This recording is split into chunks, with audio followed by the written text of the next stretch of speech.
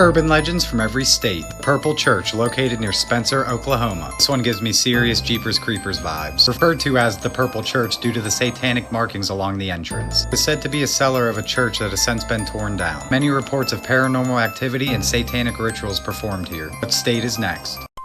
Facts about death you might not know. When a person dies, their sense of hearing is the last thing to go. Forensic scientists can tell how long a person has been dead by what species of insects are on the body.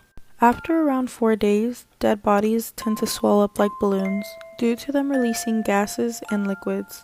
Left-handed people die around 3 years earlier than right-handed people. Today we're talking about the Japanese urban legend called Teke. Also, this is just the overview of the whole story. There was once a schoolgirl who was said to have fallen onto a railway line. She died by having her body cut in half completely by a train. The spirit of the girl is said to lurk in urban areas of Japan and in train stations at night. Because she was cut in half, her spirit is unable to reconnect her lower half, so she moves only on her hands while dragging her upper body. When she encounters a victim, she chases them down and slices them in half, killing them to resemble her own disfigurement. Today we're talking about the white string. During the 1980s, this was a popular legend in Japan, and it scared a lot of children into not wanting to get their ears pierced. So a young girl wanted to get her ears pierced, but her parents were against it because they thought she was too young. After a lot of begging, her parents finally agreed to let her. They gave her money and told her to go to the jewelry store at the mall to get them pierced. But instead, she decided to keep the money and do it herself. With the help of her best friend, they heated a needle and did the piercings on their own. It was painful, but she was happy she got them pierced. However, sometime after, her ears got irritated and swollen, specifically her left ear. She went to the restroom to take a closer look and noticed something sticking out. It was a white string sticking out of her earlobe. She began to pull on it and realized it had no end. Finally, she used a pair of scissors to cut the string. Then everything went black. She couldn't see and she was rushed to the ER. She was examined, and that's when the doctor said, "I'm sorry, you'll be blind for the rest of your life." That wasn't a white string, that was an optic nerve.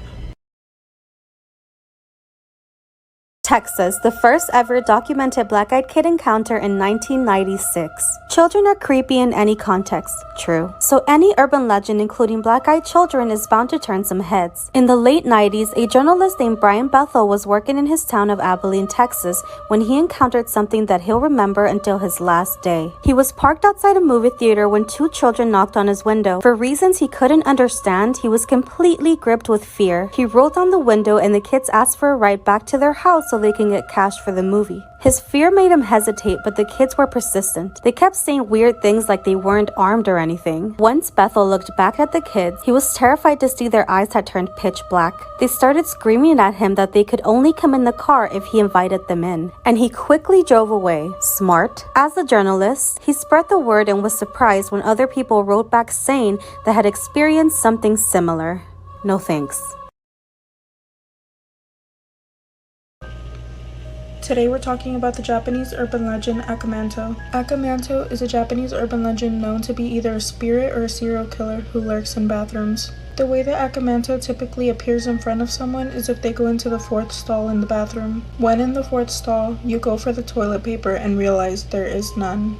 And then you hear a voice ask you, "Do you want red paper or blue paper?" If you choose red paper, you'll be stabbed until there's blood covering your entire body, making it look like you're wearing red as he is. If you choose blue paper, he'll suck all the blood out of your body, leaving you blue-faced and dead. Some methods of surviving Akamanto are by either answering, "I don't need any paper," giving you a split second to run, or just not choosing the 4th stall in the bathroom to begin with. The creepiest urban legends from around the world, part 2. South Korea, the elevator game or ritual, which legend says will take you to another dimension. All you'll need is a building that has at least 10 floors and to get into the elevator on the 1st floor alone. Once you're inside, press the 4th floor. Once you get there, don't get out. Press the 2nd. Once you reach the 2nd, press the 6th. Once you're at the 6th, press the 2nd. Once you're at the 2nd, press the 10th. Once you're at the 10th, press the 5th. Once you're at the 5th, a woman will enter. Don't look at her, don't speak to her. She's not human. Press the 1st, and if you start going up to the 10th floor, you've made it. When you get out, the woman will ask, "Where are you going?" Don't answer. You'll know you're there because you'll be the only living thing in this world. But be careful because it's hard to get back. These are the 3 real ways to survive a Wendigo. Number 1, if you hear a scream outside at exactly midnight, do not go into the forest. Number 2, if you are walking alone at night, make sure you don't accidentally cut yourself. Wendigos can smell even the smallest amount of blood and it will draw them to you. And number 3, if you are trapped by a Wendigo, the only way to kill it is by burning it alive. Good luck.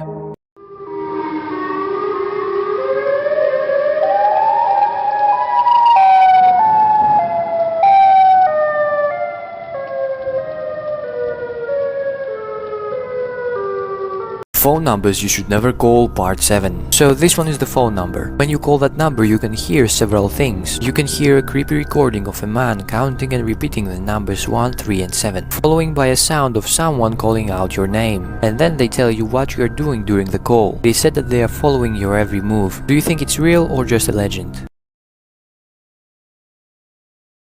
Legends from every state. The Hatchet House in Portal, Nebraska. Legend says that in the early 1900s, a school teacher went mad and decapitated all of her students and placed their severed heads on each of their desks. She then removed each one of their hearts and threw them off a bridge into a nearby river. The locals call it Heartbeat Bridge. As you walk across the shuddering boards, it sounds like little tiny heartbeats. What state is next? Latino Urban Legends Part 1. If you don't want to get scared, stop watching and scroll. Today we're going to be talking about La Llorona. Keep in mind there are many different versions of La Llorona. Today I'll be talking about the one that happened during the colonial time period of Mexico in the 16th century. This story starts off with an indigenous woman who falls in love with a Spaniard. Because she is indigenous and he is a Spaniard, their love is forbidden, but they continue their relationship. The actual name of La Llorona is debated, but she is said to have been a beautiful woman who ended up having 2 kids from this Spaniard.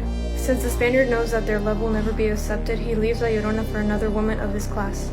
Filled with anger, rage, and jealousy, she drowns her kids. Although she immediately regrets her actions, it is said that her soul never makes it to heaven. On earth, she roams looking for her children and other children, and many people have claimed to have heard her weeping, crying out for her children. Apparently, if you hear her say La Llorona, you should hide, and if you hear her far, she is near, and if you hear her near, she is far.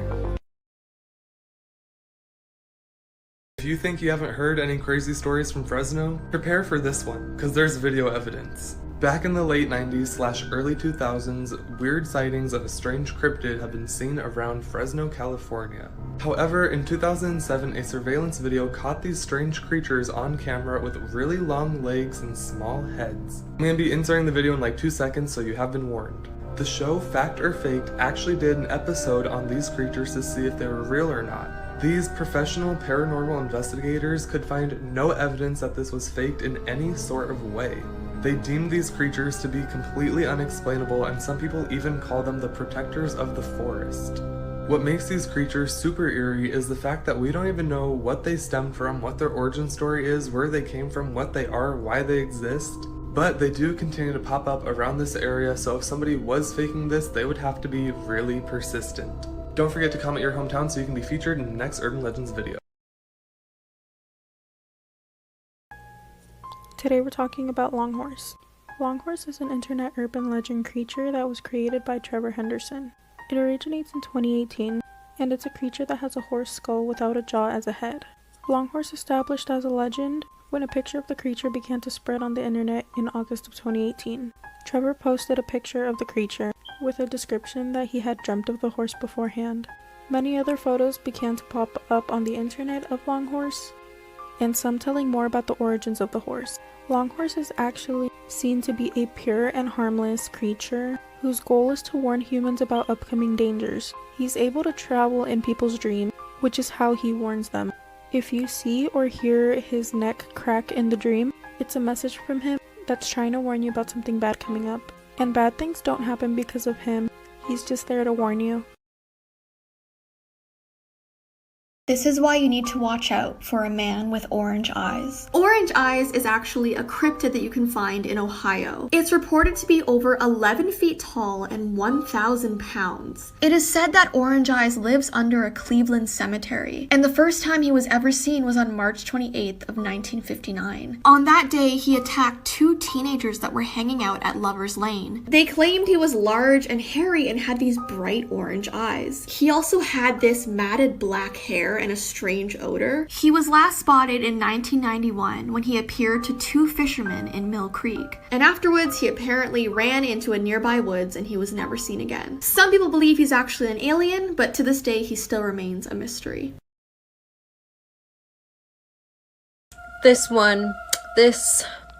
So we're all familiar with Area 51, how it's said to have UFOs there, alien things there, even alien bodies from the Roswell, New Mexico UFO crash. This is a story about Area 51 that will give you nightmares. This young woman right here's name is Abigail Weston, and she was turned into a human lab rat at Area 51. In the 1940s, the US Army wanted to make their soldiers more powerful, so they decided to start doing tests to see if they could develop immortality. They would do these tests at the US Air Force Base Area 51. They needed to find somebody to do these tests on though, and that's when a highly renowned scientist by the name of Albert Weston proposed that they use his daughter Abigail Weston. They started doing different experiments on her and loading her up with different chemicals. She started to change in her physical appearance, her teeth grew really long, and she started getting really tall. Follow for part 2. Do you guys remember that creepy Beanie Baby urban legend? There was a rumor back in 2014 that was freaking people out all around the world. The rumor was that spider eggs were used to fill these popular Beanie Babies back in the 1990s. And it was said that in 2014, these spider eggs were beginning to hatch. Now, apparently these spider eggs belong to brown recluse spiders, which are horrifying to look at. And all over the world, people were reporting that these brown baby spiders were bursting through the seams of their Beanie Babies everywhere. So people were throwing out their Beanie Babies left, right, and center because obviously they didn't want these spiders to be like hatching all over their bedroom. But thankfully, later on it came out that all this was just a hoax, because obviously spider eggs can't just lay dormant for over 20 years, that's impossible. But still to this day, I can't look at Beanie Babies the same.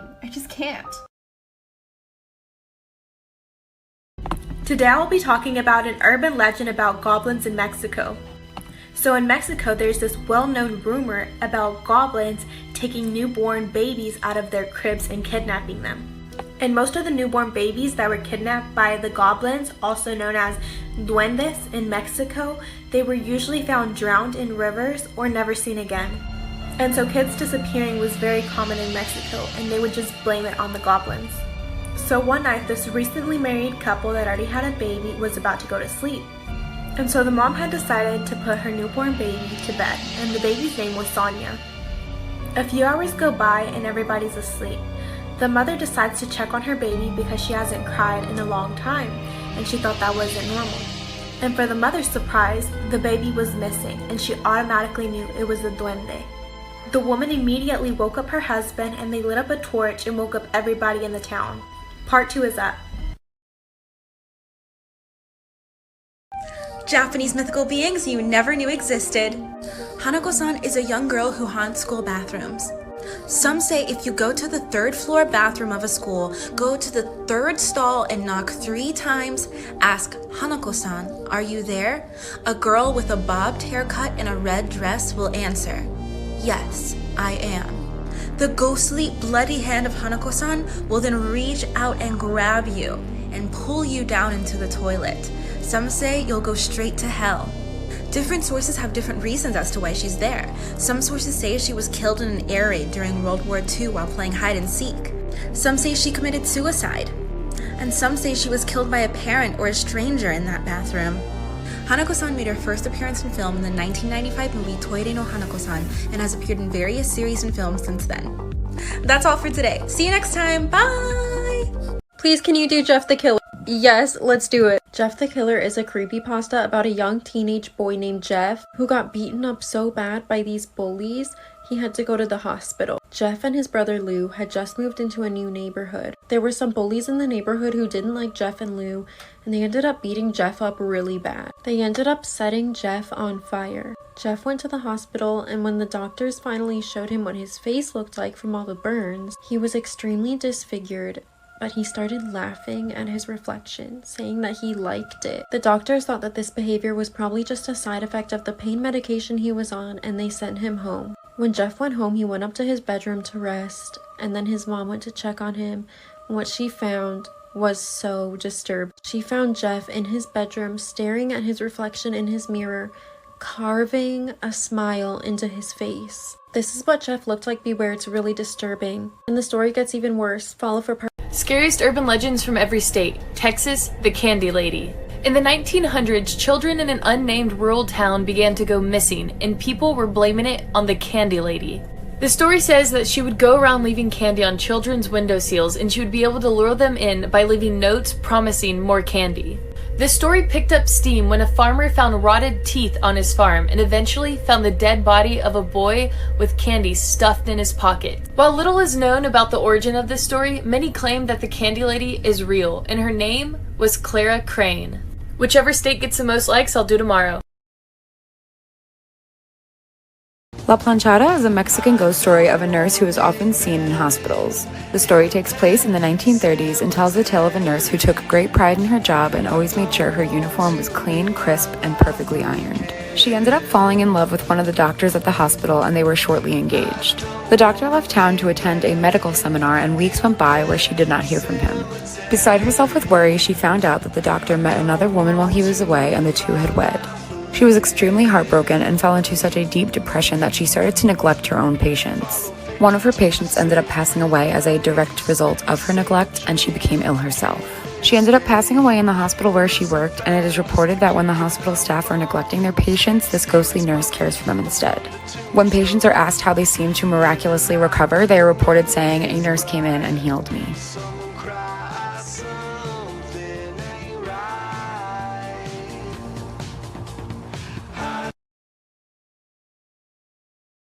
The urban legend of Talipo. This story takes place with a poor, starving old man in the woods with his 3 dogs. While he's out hunting for food, he sees this giant creature, which he ends up shooting at, thinking that it will provide a lot of food for him and his 3 dogs. The creature then starts demonically screaming before it runs away back into the woods. The man then proceeds to go over and pick up its tail that he had shot off and decides to make it into a stew and eat it for dinner. Later that night, when the man is off drifting to sleep, he hears a rustling and a clawing noise around him, looking up to find that the creature is sitting right at the end of his bed, demanding the return of its Talipo. The man then calls for his dogs, who come to his aid and chases off the beast into the middle of the night. However, only 2 of the 3 dogs returned.